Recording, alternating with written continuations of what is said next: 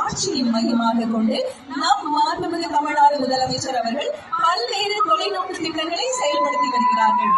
இந்த வளர்ச்சி பயணத்தை வழிநடத்தி வரும் சுதந்திரத்தின் சுடரொளியை